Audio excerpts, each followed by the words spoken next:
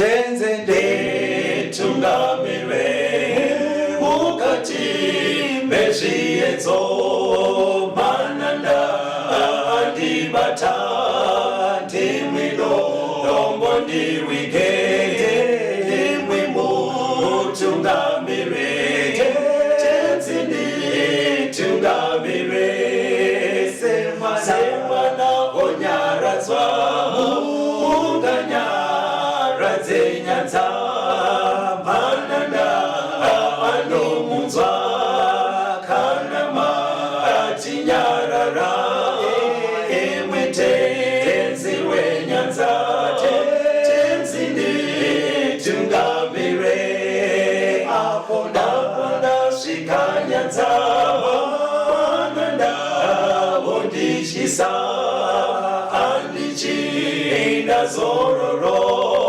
ndotsamira kune mwenga andinzwe imwi moti ndinokutumamira. Kwazi vateereri, tinomuchingamidzai kuchirongwa The Second Coming of Christ chamunopiwa naPastor Gift Rodzi vekuNorth Zimbabwe Conference of the Seventh-day Adventist Church pamwe chete naPastor Caston Betera vekuEast Zimbabwe Conference of the Seventh-day Adventist Church. Mustudio nhasi tina Proclaim Rodzi ari kutiisira musign language. Fundiswa sei vateereri? Vateereri tinokuchingamidzai. Tinoda kutenda uri kuredi yatiinayo nhasi nemusoro wenyaya unoti Mwari nenzvimbo yake tsvene. Mwari nenzvimbo yake tsvene. But muchidzidzo chapfuura mufundisi hatina kuwirirana nevateereri kuti timbofamba nebhuku raDhaniel. Right, hatisatabuda muna Daniel. Hatisatoita nguva tirimo muna Daniel. It's okay. Musoro wenyaya chete uya waiti Daniel 8 but tichirimo muna Daniel chapter 8 imomo. All right.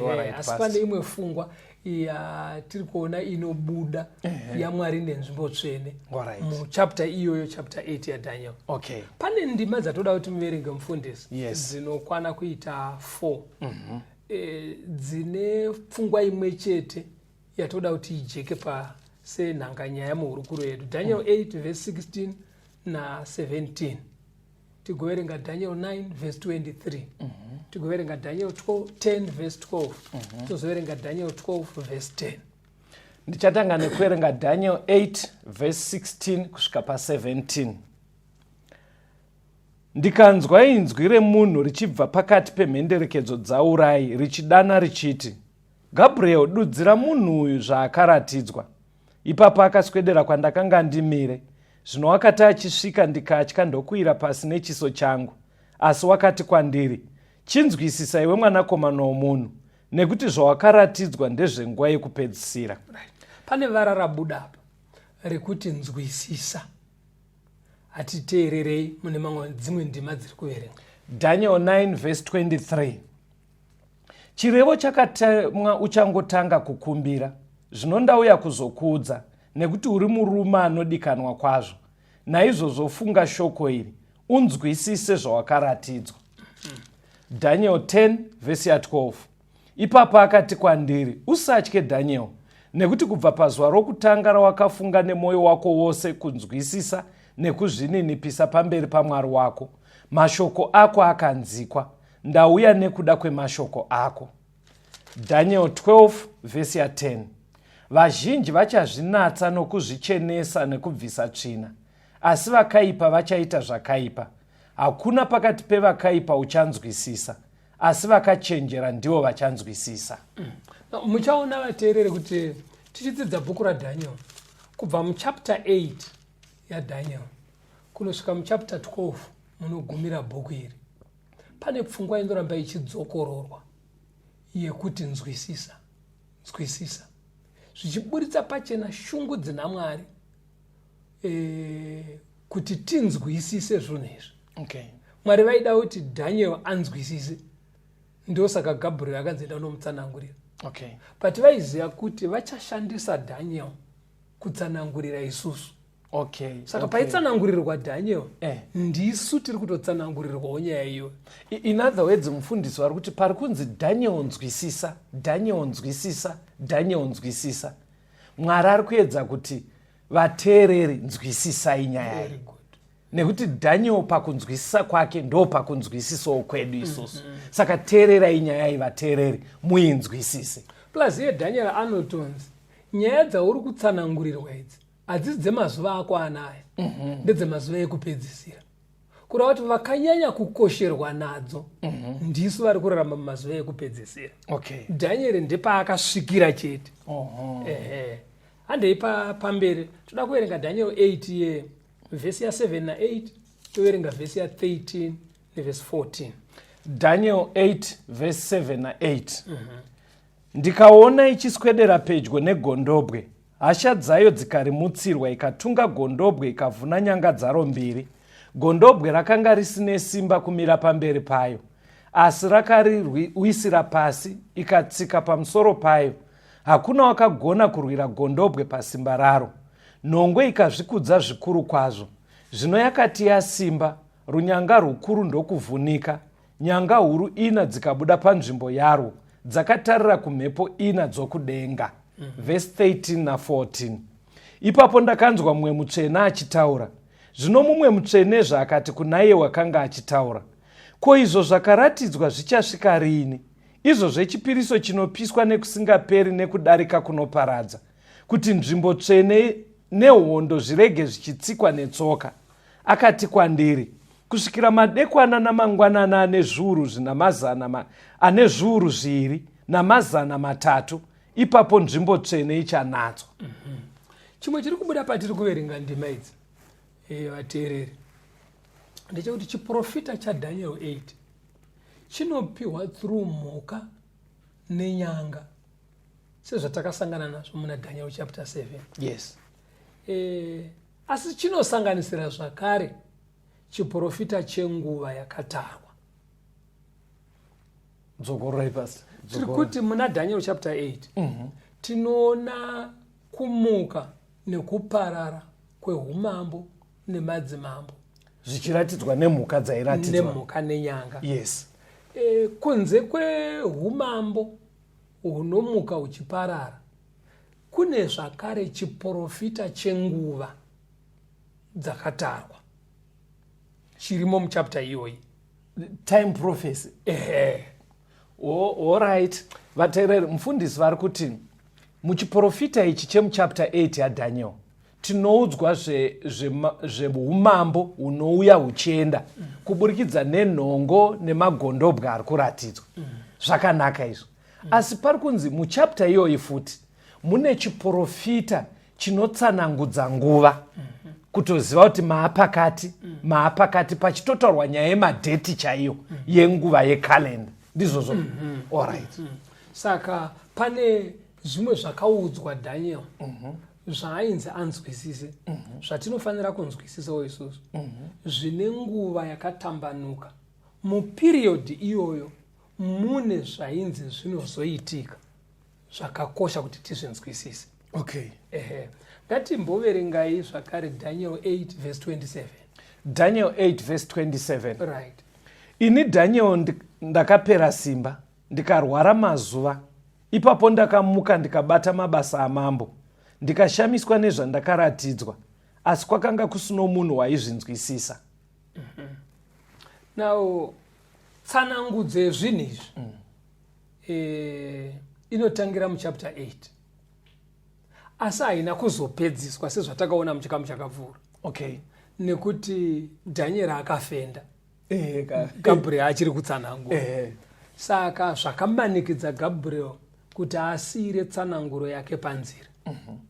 Endewo verse 27 inotiudza kufenda kwaDaniel ndo inobva yava vhesi yekupedzisira muna Daniel 8. Endo last verse. Right. Saka tsananguro yezviprofita zviri muna Daniel 8 inonopedzisa kupiwa muna Daniel 9. In other words, muri kuti mimi Gabriel anga atsanangurira Daniel kuti gondobwe chi, nhongo chi, right, nyanga iri panhongo chi, right, kutyoka kwenyanga iyoyo chi, dzimwe nyanga 4 dzakabuda chi, right, ndobva atsanangura zvomumwe mambo akazouya uyu. But haana kuzotsanangura penguva paya. Right. panzi 2300 days uye anga afenda ndo zvaita kuti pasataurwa. Right. Okay. Saka muchapter 9 kunopera kwayo tichasangana naGabriel achisusukidza nyaya akutsanangura futi paanga asiyira. Okay, ndapabata Saka zvaainga atsanangura ndo zvakakonzera Daniel kuti afende. Anga atsanangura chii pastor? Angotsanangura zveumambo ihwohwo kuuya kwawo. Saka Daniel zvakamudumbira. Akanyatsodumbirwa papiko kungoudzwa here kunzi godobwe iMedo Persia kana kuti kune kwekwakunyanya kusimba nyaya dzacho mukadzitarisa dzakaenda chiprofita chaDaniel vateereri. Okay. Kana chichipiwa sezvatambotsanangura chidimbu chaanopiwa chinotangira mumazuva ari kupiwa. Okay. Zvichienda mberi. Okay. Now muchaona kuti mukabva nayo muchapter 2 ane zvaanoudzwa pane pazvinondogumira Jesu achidzoka. Tikaenda muchapter 7 panowedzerwa mamwe madetails asiri muchapter 2 ekutambudzika kwevatsvene, kushungurudzwa kwavo. Anditi tikabva ipapo takuenda muchapter 8 akunzwa zvakunzi nzvimbo tsvene zvazi kudai zvinoenda zvichiwedzera futi kuti zvinhu izvi iye mupfungwa make omboti nzvimbo tsvene iri kutaurwa iyi itemberi rei paJerusarema chiko zvichimunetsa. Saka anodumbirwa obva ati nhai Mwari kusvika rini zvinhu zvakadai so zvichiitika ofenda mai. Pane pandaidzidza kuti paakapiwa zvinhu izvi kuna Daniel 8 hanzi anga atokura hanzi kakaka mudare anga atokura. Yes. Saka kandi zvakasangana nekukura asi nyaya dzacho hadzizi nyaya nheteba. Alright. But hamubva matyisa here manje vateereri vedu kana tichiti hadzizi nyaya nheteka hatisi kureva kuti inyaya dzinofanira kuvhundutsa asi ukoshi hwacho. Thank you pastor, thank you. Right. Toenda pamberi hativerengei Daniel 9 verse 22 na23 tichinosangana naGabriel adzoka manje. Daniel 9 verse 22 na23. Akandidudzira akataura neni akati, Daniel, ndauya zvino kukuvigira njere nekunzwisisa. Chirevo chakatemwa uchangotanga kukumbira. Zvino ndauya kuzokuudza nekuti uri murume unodikanwa kwazvo. Naizvozvo funga shoko iri unzwisise zvawakaratidzwa. Right. Gabriel adzoka. Taandadzoka Daniel. Iwewe chimwe chinhu chaunofanira kuti unzwisise uri murume anodiwa naMwari. Vateereri zvakanaka sei kuti iwe unziwo unodikanwa naMwari. Ngatiraramei muupenyu hwedu mudzimhuri dzedu kumabasa munyika nemunharaunda matiri kurarama zviya zvekuti ngirozi inogona kusungunuka kukuudza kuti unodikanwa naMwari. Ende kana uchirarama uchishingaira kuita zvinodiwa naMwari Mwari ane shungu dzekuti unzwisise zvinhu izvi. Alright. Saka kana muchitoenda kuchechi muri vanhu vanotoedza nepamunogona mese kuti muite zvinodiwa naMwari, chimwe chinhu chamunofanira kuwedzera pazviri kushingaira kudzidza bhuku raDaniel. Mwari anoda kuti munzwisise zvinhu izvi. Ndosaka ndadzoka ndozokutaura Gabriel. Gabriel ari kuti ndadzoka. Saka nyaya idzi tichadzoka madziri tiri muno mustudio. Tichiramba tichingodzokorora. Shungu dzaMwari ndedzekuti kusvikira imi mese makateerera manzwisisa zvinhu izvi. Mwari anofara nazvo. Because Mwari haadi munhu. Saka vateereri tikutokuchallenjai. Itai shungu yekuti munzwisise zvinhu izvi. Itai shungu ndo pane shungu dzaMwari kuti tinzwisise chiprofita chaDaniel. Saka Gabriel akabva adzoka kuti asikosusukidza kuti nekuti paya takatadza kupedza wafenda. Okay. Right. Mwari chimwe chinhu haadi munhu anongomunamata aita zonge haasi kuziva kwaari kubva, haasi kuziva kwaari kuenda. Mwari anoda munhu anomunamata zvine direction. Kuti Mwari anoda munhu anoingenja pfungwa dzake pakunamata. Achinyatsonzwisisa kuti kanamatiro kandiri kuita aka nyaya dziri kufamba dzakadai ruponeso rwangu rwakamira rwakadai asi zviya zvezvongoti paimbo wangonakidzwa wanzwa kubayiwa mumuviri wototi ndatoo mutsvene. Aiwa, Mwari anoda kuti pfungwa dzako zvijeke kuti ndiri kunamatirei, zvakambofamba sei, tikuenda kupi, zvichazodii. Very good. Ndosaka zviri kunzi nzwisisa. Okay. Very good. Daniel 8:17 inoti kudii? Daniel 8:17 Ipapo akaswedera kwandakanga ndimire, zvino akati achisvika ndikatya, ndokuira pasi nechiso changu. Asi wakati kwandiri, chinzwisisa iwe mwanakomana womunhu, nekuti zvawakaratidzwa ndezvenguva yekupedzisira. Right. Saka muri kuona kuti pfungwa iyi yekuti ndezvemazuva ekupedzisira iri kuramba ichingodzoka, haisi kubuda, ichingodzokororwa. Kana achinzi mazuva ekupedzisira, takambozvita mune chimwe chidzidzo kuti chinonzi mazuva ekupedzisira akatangira papi. Handiti mazvona? Regai tidzokorore pane zvatambobata. Takaona isusu kuti kubva muchapter 2 yaDaniel nemuchapter 7 pakatsanangurwa kuti pachaita umambo huchateerana. Babylon, Medo-Persia, Greece, Roman Empire, divided Roman Empire. Right.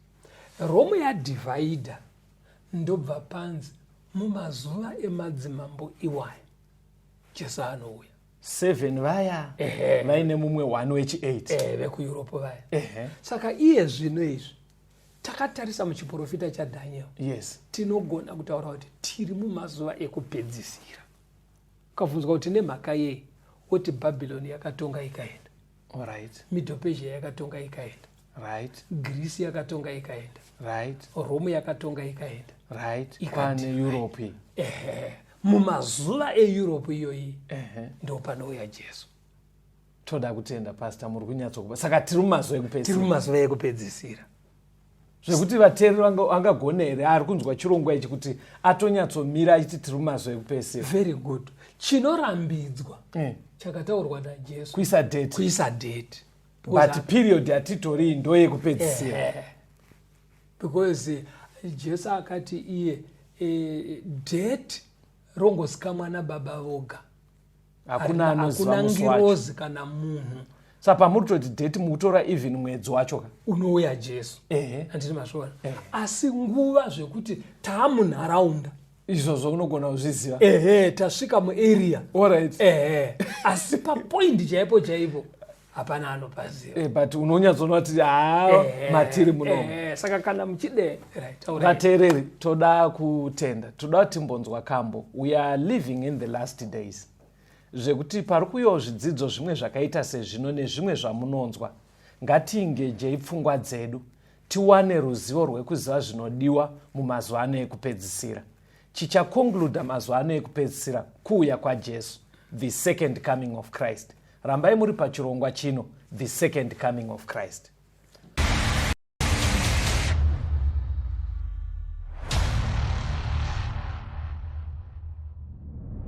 Troublesome times are here, feeling men's hearts with spleen. Freedom we hold in, now is at stake. Humbling your hearts to God, save from the chest in God. See the way pilgrims trod.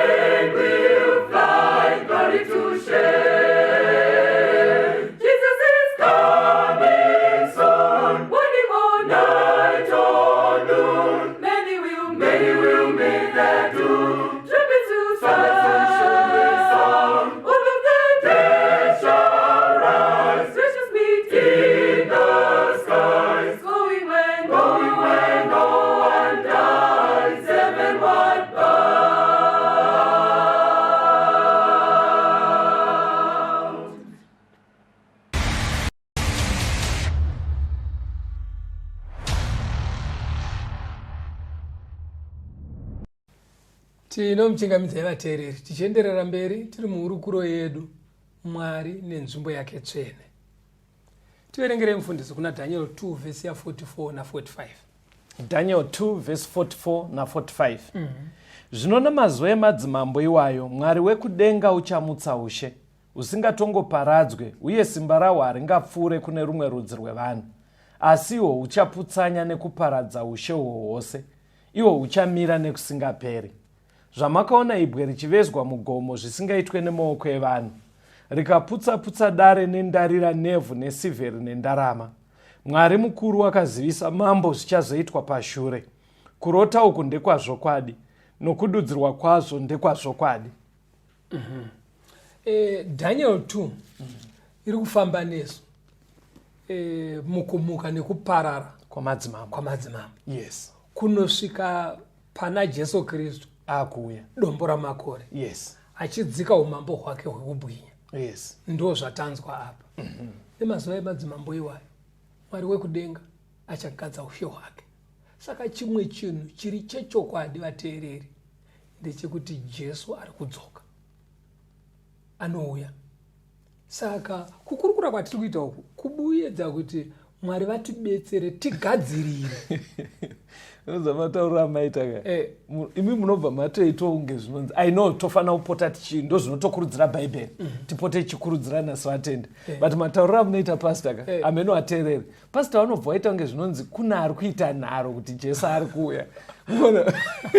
Muri kubva maita unge zvinonzi kuna anotoramba pfungwa iyoyo mazona. Inini I like it mukataura ka ine way iri kuratidza kuti muri kungotikurudzira sevatendi kuti wedu wemusakanganwa, but imi munobva mazoitaura sekunge pano vanotoramba pfungwa yacho. Ameno. Zvinogona kuti pamwe kwenya havako vanoramba. Okay. Asi vanoramba variko. Kuramba kuti Jesu acha. Kuramba chaiko kuti hakuna ndezvenyizvo. Asi kuuya ari kuuya. Aiwa achijoka ka. Ameno kuti anenge achijoka here, asi vanoramba. I know zvinogona kuitika vanhu achingojoka achida. Ndikura kuti anyatsorisoba munhu oramba here. Ameno vateereri nezvese izvi histiri kubuda ikoko kuti hakuna here vamwe vanoramba. Asi idi whether unobvuma kana kuti haubvume nyika ino ichaguma. Thank you. All right, Pastor. Andei pamberi Daniel 7 verse 24 kuenda pa27. Daniel 7 verse 24 kusvika pa27. Kana dziri nyanga dzine 10 paushe uhu pachamuka madzimambo ane 10, asi mumwezve uchamuka shure kwavo. Iye uchasiyana nevamwe vekutanga, uchakunda madzimambo 3, uchataura mashoko okumhuro okumusoro, uchaparadza vatsvene, uye uchatsvaka mano okushandura nguva nemirayiro. Ivo vachaiswa mumaoko ake kusvikira nguva imwe nedzimwe nguva nehafu yenguva. Asi kutonga kuchatanga, vachabvisa simba rake kuti varipedze nekuriparadza kusvikira pakuguma.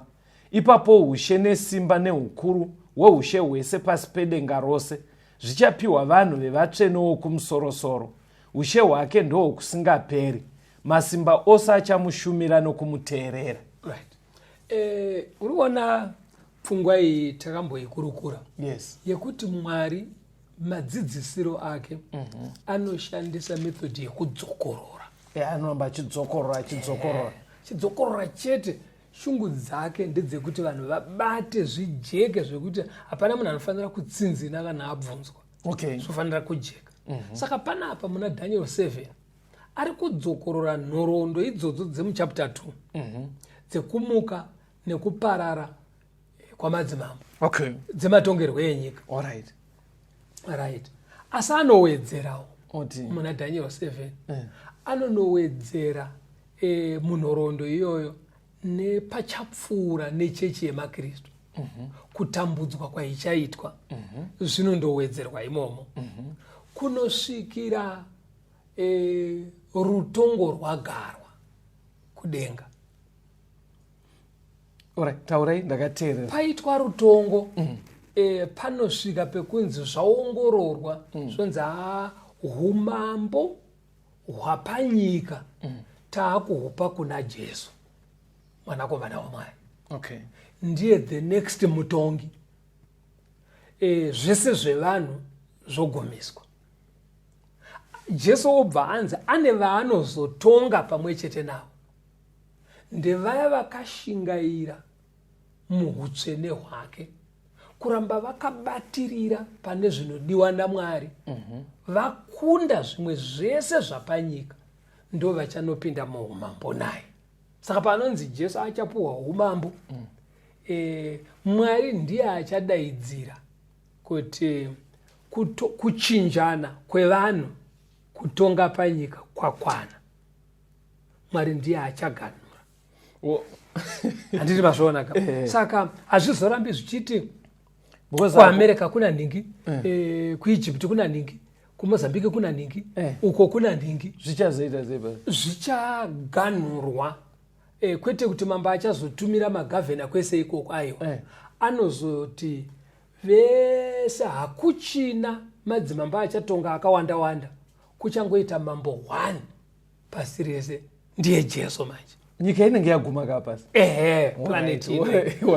Kana zvichinzi nyika ichagumaka, hazvirevo kuti vanhu vese vanobva vabviswa. Kuguma kwacho kune vanhu vachakondinya iyo yaguma. Vateereri, vatsvene. Saka anenge ari mutongi wavo, hakusi kunzi pavatsvene, zvichangozonzi Caston ndiwo wamamba apo pavatsvene. Anenge ari mutongi ndiJesu. Ndo zvinobudiswa muchapter 7. Okay. Saka kana ndakunzwai, muri kuti Mwari ari kuramba achidzokorora nyaya. Yakatangira paBhabhironi, ikaenda paMedo Persia, ikaenda paGreece, ndobva yaenda paBhabhironi, ndobva yaita umambo huya hune madzimambo 10, asi pazosara 7 vari kutonga newechi8. Ndobva mati mimi muchapter 7 Mwari awedzera iwo mazuva ekupedzisira Roman Empire yaparara, pachiratidzwa kutambudzika kwakaita chechi yemaKristu. Ndobva mati pazvinonopera umambo huri kubva wapiwa kuna Kristu. Ndanzwa zvakanaka? Very good. Okay. Manyatsonzwa zvakanaka. Kana toenda muchapter 8 yaDaniel nechapter 9, tinoona zvakare pachidzokororwa nhoroondo dziya idzodzi futi, asi zvaakunotangira paMedo Persia. Alright. Avachatangira paBhabhironi. Zvoenda kuGreece. Zvonopinda futi muchechi nezvichaitika kuchechi yaMwari. Asi dzinozo chapter 8 ne9 manje, kana muchaona patiri kudzidza vateereri, ichanyanya kunotenderera pabasa rinenge richiitwa naJesu kudenga zvakanangana nekuponeswa kwedu. Ndo pachanyanya kunotenderera kuti Jesu anenge achinyatsoita sei kuti vanhu vabviswe muchitema. Right, Pastor. Kana ndiri kukunzwai zvakanaka, muri kuti Daniel 2 naDaniel 7 naDaniel 8 dziri kutaura chinhu 1. Asi poita zvimwe zvinowedzerwa hazvo, sekuti muDaniel 7 chawedzerwa paburitswa kutambudzika kwechechi yemaKristu. Poita futi zvinoederwa muna Daniel chapter 8. Saka muri kuti mimi ndanzwa muchiti kuna Daniel 2 nyaya iri kunopera Jesu dombo remakore ari mambo wemadzimambo. Ndizvozvo izvo. Pachapter 7 muri kuti Jesu ari kunopera ari mutongi. Then kuchapter 8 kwatiri kudzidza ndokwatiri kufamba. Tamuchapter 8 na 9 manje. Vateereri nyatsokubatai nyaya kuti Daniel 2 inonongedzera Jesu saishe wedu, mambo wedu, achidzika paya sedombo ramakore, raparadza zvimwe zvese, dombo rakaonekwa richizadza pasi rese, rapunza chidhori, achitonga pasi rese. Muchapter 7 inondoguma ichinongedzera Jesu ari mutongi, nekuti anozopuhwa ushe kuhubata, asi mushure mekunge paitwa rutongo matara agarwa ekuongorora zvinhu zviri kumbofambiswa sei panyika. Uye vanofanira kuponeswa ndaanani. Anonobuda ari mutongi pamavhesi ataverenga ndozvaataura. Then muchapter 8 na 9 kana makaitarisa munonobuditsa Kristu ari gweta redu, ari muprista wedu, kumiririra vanotenda mukuongororwa kunenge kuchiitwa vanofanira kuzogara nhaka yeupenyu husingaperi. Saka imomo muchapter 8 nechapter 9 munoburitswa zvakare basa richaitwa naJesu pakuponesa vanhu, kuti vanhu vanoponeswa sei, kubviswa kwemunhu muchitema. Pastor, sorry kukumisa emusani maenda kure. Atidi kuti vateereri vedu vafunga kuti hameno zvatakutaura zvinyowani mustudio. Munaziva kuti vateereri vedu vamwe agara vanotoenda kuchechi. Pane rimwe basa rinoda kuitwa naKristu here kana kuti akatoita rese? Ndoziva pamuri kubvunza vateereri. Pari kunzi namufundisi akatoita rese, vari kutaura zvakaitwa pamuchinjikwa, kuti Jesu akafa pamuchinjikwa. Right. Kufa kwaakaita kwakakosha muzano reruponeso. Right. Asi nzwisisai vateereri, zano reruponeso hachizi chinhu wane muchinjikwa bedzi. Pane chimwe chikamu chaifanira kuzadziswa pamuchinjikwa kuti vanhu vaponeswe. Ndo pamunonzwa Paul achitaura manje kuna vaHebheru achiti iye zvino wakati amuka akandopinda napakati pokudenga, akanopinda panzvimbo tsvene-tsvene kuti atireverere. Saka kune zvimwe zvaari kutoita ari kudenga ikoko. Alright. Pane zvimwe zvaari kuita ari kudenga. Apedza chikamu chekufa pamuchinjikwa, pane chimwe chikamu chiri kuitika, ndo chinonyanya kutaurwa kana tiri muna Daniel 8 nechapter 9. Tichanosangana naGabriel achidzoka kuzotsanangura chikamu ichocho. Okay. Handiti mapabata. Regai tiverenge muna Daniel chapter 8 verse 11 kuenda pa14. Daniel 8 verse 11 kuenda pa14. Rukazvikudza kusvikira kumuchinda wehondo, rukamutorera chipiriso chinopiswa nguva dzose.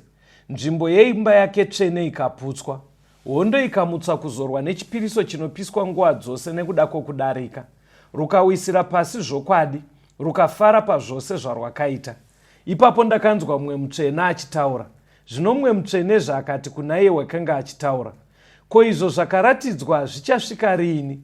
Izvo zvechipiriso chinopiswa nekusingaperi nekudarika kunoparadza, kuti nzvimbo tsvene nehondo zvirege zvichitsikwa netsoka. Akati kwandiri, kusvikira madekwana namangwanana ane zviuru 2 namazana 3, ipapo nzvimbo tsvene ichanatswa.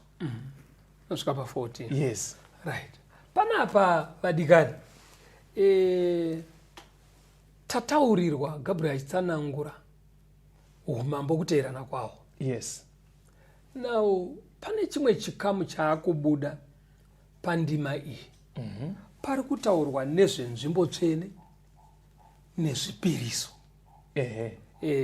zvinoitwa nguva dzese. Saka zvipiriso zvikutaurwa pa pamwe ndogona kutodaro ndiri kutokuvhiringai. Hazvisi zvaiitwa here kuOld Testament zviya? Exactly. Zvenzvimbo tsvene dzimwe dzainzana Moses vagadzire, ndo nyaya iri kutaurwa. Right. Saka maita zvakanaka mufundisi. Kuti Daniel paari kuratidzwa nenhoroondo yenyika inoyi nekunoguma kwayo. Yes. Pabuda Middle Persia, pabuda Greece, pabuda Rome. Asi pazoita umwe mambo ari kupindira munyaya dzekunamata. Yes. Apindira munyaya dzekunamata, pabva panotaurwa zvenzvimbo tsvene nezvipiriso. Yes. Saka pfungwa yamuri kutaura, yamuri kubvunza mufundisi muchiti zvezvipiriso hazvisi zvekuOld Testament here izvo. Kureva kuti mufungwa menyu ende muri kumirira vateereri vakawanda. Yes. Vanotozva kuti kuzvipiriso tinozvidii panapa? Iye Jesu akafa. But zvazvinoita manje kutoyeuchidzwa nekunongedzerwa kuti kana muchida kunyatsonzwisisa nyaya iyi yaJesu wacho nezviri kuitika iye zvinezvi zvakafenda Dhanieri asati atsanangurirwa izvo, dzokerai kuOld Testament. Pari kutaurwa nzvimbo tsvene panapa nezvipiriso. Imboendai kuOld Testament munotsvaka nyaya yenzvimbo tsvene nenyaya yezvipiriso. Mukainzwisisa muri ikoko, kana maakudzoka kunoku zvichasiko kujekerai. Saka pastor, challenge yandakuona ndikuona tichada kuti timbonzwa kambo ndeyekuti muri kuti here zvidzidzo izvi saka hazvichatobatsire kune vasingatende Old Testament. mukona dambudziko ratopo because tine vamwe vatendi vekuti vanoti itestamende yekare wamunya isungano yekare munya hatikatike munya sadza nyowani riripo. Saka pari kundinetsa munoza panda kutoshupika ipapa ndikutogaya kuti even iro bhuku raDaniel riri kutestamende yekare. Saka panopo saka pochiitwa sei basi chiri kuda kuti chinzwisike mufundisi nemivateereri. Nyaya yekuold testament nenew testament inyaya one. Ukanotangira munew testament usina kuverenga kuold testament unenge uine njere dzakapinza kudarika dzaana Daniel kuti uzvinzwisise. Unenge uchitokunda vana Daniel pakungwara because ivo vana Daniel vaitodzokera kunoverenga ana Jeremiah naana Ezekiel kuti vanzwisise zvinhu izvi. Saka isusu tiri kukurudzirwa kudzokerawo kuold testament kunoona kwakatangira nyaya idzi. Tikabva ikoko takajekerwa chero patinosvika pana Daniel zvinenge zvakajeka. Saka vateereri zviri kutaura mufundisi ndezvekuti pazvidzidzo izvi zvatiri kuita izvi zviri kuda unzi naMwari tinzwisise. Chekutanga itotendai kuti bhaibheri ishoko raMwari. Bvumai kuti tishandise bhaibheri vanhu vaMwari kwatinenge tiri panyaya dzekunamata Mwari akasika denga nenyika. Bhaibheri hausi munyaba unotorerwa nzvimbo nezvimwe zvinhu. Hakuna chinhu chinofanira kunzi hanzi ichi chatora nzvimbo rebhaibheri, ndo shoko raMwari. Rakazara kudaro bhaibheri. Old Testament yakangokosha zvakainzana neNew Testament. Dzese dzinoshandiswa kuti tizive zvinodiwa naMwari.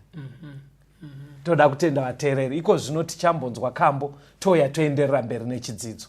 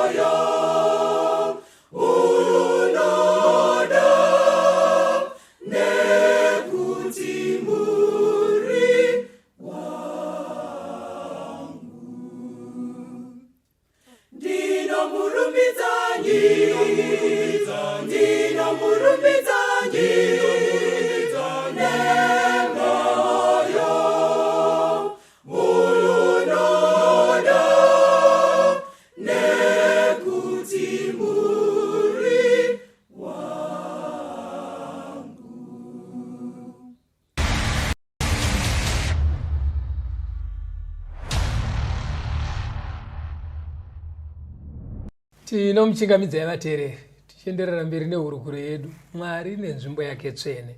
Mufundisi tierengerei kuna Exodus 25 verse 8. Exodus 25 verse 8. Ngavandiitire nzvimbo tsvene kuti ndigare pakati pavo. NdiMwari ari kutaura kuna Moses. Vari kunzi ngavandiitire nzvimbo tsvene ava vana veIsraeri. Ngavandigadzirire nzvimbo tsvene ndigare pakati pavo. Yes. Chairehwa panapa ndiyo sanctuary. Tabernacle yakanzi ngavandivakire sanctuary, ngavandivakire tabernacle. Ndoda kuuya kuzogara pakati pavo.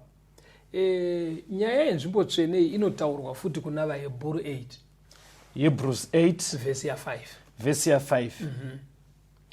Ivo vanoshumira mufananidzo wemumvuri wezvokudenga, sezvakarayirwa iye Mozisi oda kuita tebhanekeri, nekuti wakati, tarira, uite zvose nomufananidzo wawakaratidzwa mugomo.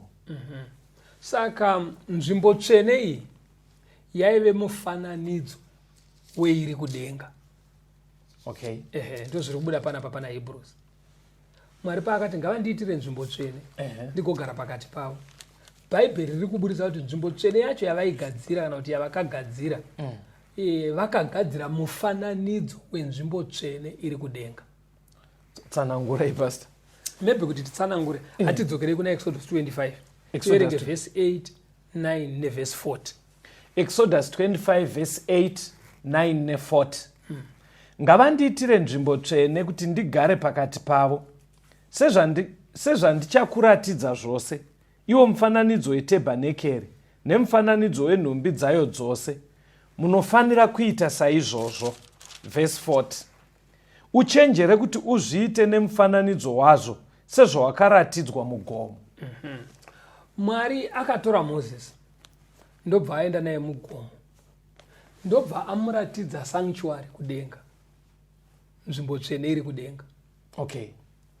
Ndobva ati ndo zvandiri kuda kuti unogadzira izvo, toda kuti ugadzire nzvimbo yakafanana neinwe nezvandakuratidza izvo. Nezvandakuratidza. Ndobva atoudzwa madimension acho, upame hwacho, neurefu, zvese audzwa zvikanzi chienda unoita nefurniture dzaaifanira kuisa mukati macho. Ndobva audzwa nemaactivities aifanira kuzoitwa vanhu vachinamata panzvimbo iyoyo. Ndobva audzwa achikopa zvaaratidzwa zviri kudenga. Saka kune nzvimbo tsvene chaiyo chaiyo iri kudenga, kune sanctuary chaiyo chaiyo itori kudenga, itori kudenga, yakaitwa pano pasi mufananidzo.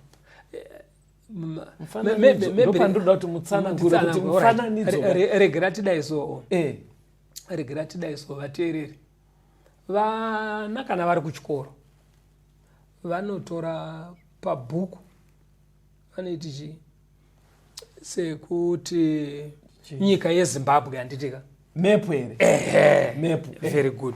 Nyika yeZimbabwe inogona kuiswa pamepu. Pabepa. Handitika yotokwana pabepa riya here. Bepa riya rotokwana pamusoro pedeski pakagara mwana.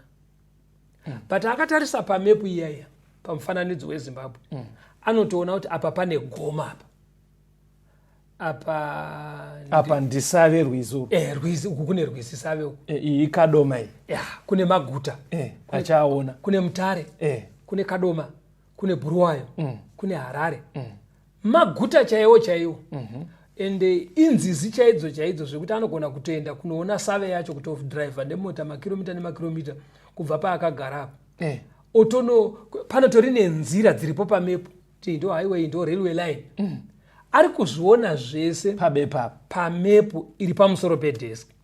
Asi achiona sezvazviri panyika. Saka sanctuary, nzvimbo tsvene yakaitwa naMozisi, tingatore kuti semepu, asi ichiratidza zvazviri kudenga. Okay. Amen. Zvakujekera. Zvandijekera because mufananidzo wandanchifunga apa uite. Nendaufunga zvesinepi. Sinepi inogona kuinyatsoita because mukuona kuti mepu ka maitira inenge ichikuratidza kuti ndo rwizi rwiguta ka zveshuwa guta iro ritoriko but zviri pabepa pane mamwe maitira apaita pana ndichichika pesinepi ka sinepi inobva ita kuti utofunga kuti ndofunga sanctuary iri kudenga kune rimwe tendo rakadai nerimwe bango rakadai because sinepi inoita kunge yabva yangoti exactly yongochinja ukuru. But mufananidzo wamapa wemepu ka hausi kungochinja ukuru chete uri kutoratidza zvazviri but mutsara unenge uri pamepu ya haungamboti ndo zvakaita rwizi sare but ndizvozvo chaizvo ndo pazviri. Saka sanctuary kana kuti nzvimbo tsvene pano pasi yaive mepu yepano pasi yakaitwa naMoses yaive mepu asi ichiratidza chaizvo zvazviri kudenga. Saka muri kuti here pastor because iye zvinezvi takamirira kuya kwaJesu hapana ataenda kudenga takatomirira kuti vatsvene vachazotorwa vakafa vomuka. Kana tinoda kumboita idea yekuti kuri kumboitwei muri kuti titarire pamepu. Very good. Kana tida kuziva zviri kuitika kudenga tofanira kudzokera kuOld Testament tonoverenga nzvimbo tsvene yaichigadzirwa nekuverenga zvaiitwamo zvinotipa idea zviri kuitwa kune chaiyo zvaifananidzira zvazviri kudenga.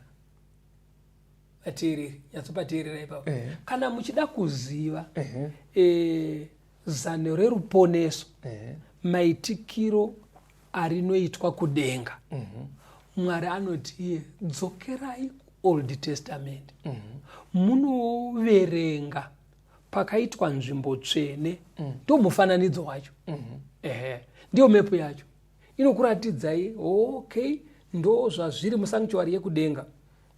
Na kuti munyatsonzwisisa Mwari aitora pfungwa dzemunhu uduku hwadzo kunonoka kwadzo unoziva chitema ndo chakaisa ngura mupfungwa dzedu saka dzinononoka kujekerwa. Alright. Anditi mazviona. Saka Mwari oti toita sei nemunhu agomadzwa pfungwa nechitema uyu. Alright, ngatitsvakei nzira yaanonyatsonzwisisa. Mabona kuti imwe nzira inoshandiswa kana kuchikoro kudzidzisa vanhu kuita drama. Paitwa kuti madrama tumutambo kuti okay ndo nyaya yacho. Saka Mwari akaunza madrama kuti aitwe panzvimbo tsvene yakavakwa naMozisi. Okay. Chii changa chaitika chakakonzera zvese izvi? Isaiah 59 verse 2. Isaiah 59 verse 2. Asi zvakaipa zvenyu zvakakuparadzanisai naMwari wenyu. Zvivi zvenyu zvakakuvanzirai chiso chake kuti arege kunzwa. Right. Now, Bible rinoisa pachena kuti chitema pachakauya chakagona kuparadzanisa munhu kumubvisa kuna Mwari. Right. Chakakanganisa ukama pakati pemunhu naMwari. Ndo zvakagonekwa nechitema. Yes. But hazvigumiri ipapo manje. Paungoparadzanisa ukama. Kana ukaverenga kuna James 1 verse 15 iverenge imvundisi. James 1 verse 15. Zvinokuchiva kana kwarema kunozvara zvivi. Nezvivi kana zvakura zvinobereka rufu. Right. Saka hanzi chitema kana chakura chikanyatsowana kudya kwacho kwakakwana chikakura chikatumbuka chinobereka rufu. Chitema. Saka chitema hachingogumi nekukubvisa kuna Mwari, chinoenda newe uko, asi kwachiri kuenda newe chinonomeka shuwa kuti chisati chakusiya chinosiya chakuuraya. Ndo murao wechiyungu, ndo mutemo wechitema. Saka Mwari anozviziva. Vafana vazhinji kana vachinzi musaite chakati vanhu vadhara muchiparidzirwa so vateereri asi muchiramba kuteerera shoko riri kuno vamwe vanoti pakumboitwa zvechechi havanei nazvo vachifarira zviri. Chitema kwachiri kuenda newe unoziva kuti chofanana nedhonza rairimiswa. Mazuva mazhinji dhonza riya kana rakaiswa tambo munyanga rofunga kuti ndakuenda kujoki. Pandakazoona pane imwe nhamo pakasungwa dhonza rairimiswa. Parakaiswa tambo ka semazuva ese richingoona richiiswa tambo munyanga raingofunga kuti kwakuenda kujoki. Alright. But rakanangwa naro kumuti kwarainoiswa pamudzi zvekupedzisira, rakasungwa kekupedzisira. Saka chitema manje kana ukaramba uchiwadzana nacho chinokuisa tambo chakananga newe kwausingadzoke, chinouraya. Okay. Ndo zvekutaurwa neBhaibheri. Asi manje vanhu vanenge vachizizera kuti vari kuita zvitema. Vazhinji vanozviziva. Zvandikuita zvite. Aiwa. Kune pekuti zveshuwa munhu anotozoti ndasingazivi mufunge. Mukurayira kuti vanhu kutorarama kwavari kuita ari kutinyaziva kuti zvandikuita zvirongwe izvi. Ndosaka vachihwanda. Alright, but zviripo zvimwe zvitema zvinoitika pachena masikati. Vanhu vakasungunuka. Noza Satani zvaakaita akaisa zvitema muzviboka kuti zvimwe zvitsvage pakawanda, zvimwe vanhu vasungunuke nyange masikati. Kune zvimwe zvitema zvekuti munhu anobva pana baba naamai onoita, kungoita zvimwe zvekuti vanoita vari pamwe chete vakasungunuka, pachitoridzwa pachitotambwa, asi chiri chitema chiri kuitika. Asi zvese zvitema zvisinei nezita racho zviri kukakatira munhu kurufu. Inzwa pana vaHebrew 9 pa22 unzwe kuti inoti Hebrews 9 verse 22. Zviro kwazvo tingati pamurayiro zvinhu zvinenge zvese zvinonatswa neropa. Uye kana kusina ropa rinoteurwa hakuna kanganwiro. Saka chitema murayiro wacho kuuraya. Kana pasina ropa raatadza achiende. But kudenga manje ndobva vagara pasi. Ndobva vati uyu mutemo uyu kauye hatiupisewe. Asi toda kuti uripo wekuti ngapafiwe. Uripo mutemo iwoyo usina kuchinjwa. Pafiwe zveshuwa. asi munhu wopona urega kufa. uri kuti iwe ani mate here munhu akatadza pastor mutemo wechitema chinokukakata kusvikira kurufu. Ndo mutemo wacho. Right. Saka kudenga wakati mutemo wekuti pane chitema panofiwa hatiubvise, ndo murayiro wacho. For the wages of sin is death. Asi ngatichipinda ine mumutemo iwoyo toita kuti atadza asafe, ndo pakauya Jesu manje. Rufu ruramba ruri paari. Saka Jesu akauya ndobva afa, kudenga ndobva vati ngatichigashirai kuti pafiwa semutemo wechitema. Semutemo wechitema. Asi afa uyu ari Jesu, togashira kufa kwake iye, asi mutadzi urega kufa. Toti pafiwa panga pachifanira kufa Castoni, panga pachifanira kufa Rhodzi, pafiwa, asi afa wacho ndi Jesu. Ngatichigashirai kufa kwa Jesu sekunge ndi Castoni afa, ndokunge Castoni wacho abvuma. Pasa muda kuti zvichipe imi mune muda kungoadvertisa kuti vanhu vafarire kunamata, ndo zvazvitori here? Inzwaka kuponeswa kwakatochipiswa nemuchinjikwa. Aiwa, haisi nyaya here yamuda kungokwezva vanhu. Aiwaka. Ndo maonero azvinotoita denge. Panotonzika kuna John 3:16 nokuti Mwari wakada nyika. I know, ndo gospel akapa mwanakomana wake. Right. Kuti ani nani anotenda arege kufa. Ndo zvazvitori. Saka Jesu akafa kuti afe panzvimbo yemutadzi anenge atenda. Yes. Right. Saka ini ndikatenda inini. Panda ndichifanira kufa pafa Jesu. Atora nzvimbo yako. Inini ndotora upenyu. Wanga uri muna Jesu. Saka Mwari ndopfungwa yaanoda kuti inzwisiswe iyoyo. Asi inonzwisiswa manje kana tadzidza nzvimbo tsvene. Unoziva kuti panzvimbo tsvene panoitike Isaiah 1:18. Isaiah 1:18. Right. Chiuyai zvino titaurirane, ndizvo zvinotaura Jehovha.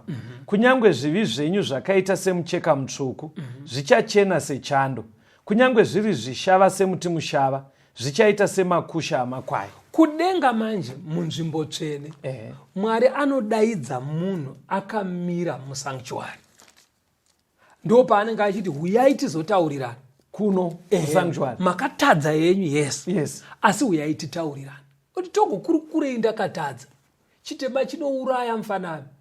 Asi kana wauya kuno kusanctuary, ropa ratinocherechedza kuti kwafiwa ndera Jesu. Iroro ndo rinobva rageza zvitema zvako. Uya kuno tizotaurirana. But vafana vari kuramba manje kapa. Kana waramba manje uri kuti kunofiwa, ini ndoda hangu kufa. Handidi kufirwa naakafa. Hapana zvazvingaitwe. Saka zano reruponeso manje rinonyatsonzwisiswa musanctuary. Ende rinozadziswa ndo nhau dzinoti painzi. Saka Mwari paakati ndigadzirei nzvimbo tsvene ndigare pakati penyu, akabva azogaramo here mabasa 17. Mirai ndati akabva agaramo here makavakwa naMozisi macho. Verenga mabasa 17:24. Inobva yapindurika. Teererai vateereri pavhesi irori. Mwari wakasika nyika nezvese zviri mairi. Iye tenzi wedenga nepasi. Haagare mutemberi dzakaitwa nemaoko. Right. Paiti ndiitirei nzvimbo tsveneka, hakusi kuti aida kutsvaga pekusvikosvikira pano pasi sezvazvonzi vanhu vari kuuya vakuru vari kuuya, saka gadzirai pavachasvikira pavachapuhirwa chikafu. Aiwa, Bhaibheri rinoti haakwane futi munzvimbo tsvene yakavakwa naMozisi, because haakwane mune zvakavakwa nemabhiridhi evanhu. Sanctuary yekudenga yakakura. Unoziva kuti mepu yeZimbabwe Zimbabwe chaicha literally yakakura zvekuti. But inokwana pakamepu. Inokwana pakamepu. But haungazotore Zimbabwe woda kuigadzira papa haikwane. Saka ari kuti haagone kugara temberi. Izvi ari kungoitira bedze kuti munzwisise imimi kuti kune iri kudenga munobatwa basa rekuponeswa kwenyu. Saka pastor ini ndoziva kuti musanctuary yaive panyika mune tunhu hobho twaitwa. mune mauda kuisa pfungwa nyowani kaimini yekuti because pfungwa zhinji ine vatendeka ndeyekuti paakaenda kudenga ka agera ake kurudyi rwababa vakazororawo mukurero kuti kune tumaactivity tumwe turikuitwa izvozvo zvichabuda muzvidzidzo zviri kuteera kuti Jesu abva pano pasi haana kuenda kudenga kwaungonogara kuti ndakapedza basa. Akapedza basa rekufa sehwai, ndobva anotora reugweta reuprisita aenda kudenga. Apedza reuprisita ruponeso rune zvikamu zvitatu. Kune rekuuya sehwai, kune rekuuya semuprisita segweta, ndorari kuita nhasi musanctuary kudenga. Kana apedza iroro otakura tsvimbo yesimba. Saka ndingakukumbirei chinhu chere for the benefit yevateereri vedu kuti chirongwa chiri kuteera nezvimwe zviri kuteera imborambai kamuchiteedza nyaya iyi. Handisi kuda kuti muve carried away ndoziva kuti mibvunzo yevateereri icharamba ichiuya vachibvunza kuti zuva reSabata nderipi, unobhabhatidzwa sei. Zvinhu zvakakosha handiti, but ndiri kukumbira kuti imboteedzai kanyaya iyi kuti inyatsojeka, ndinyatsonzwa zvamuri kutaura zvenzvimbo tsvene iri kudenga.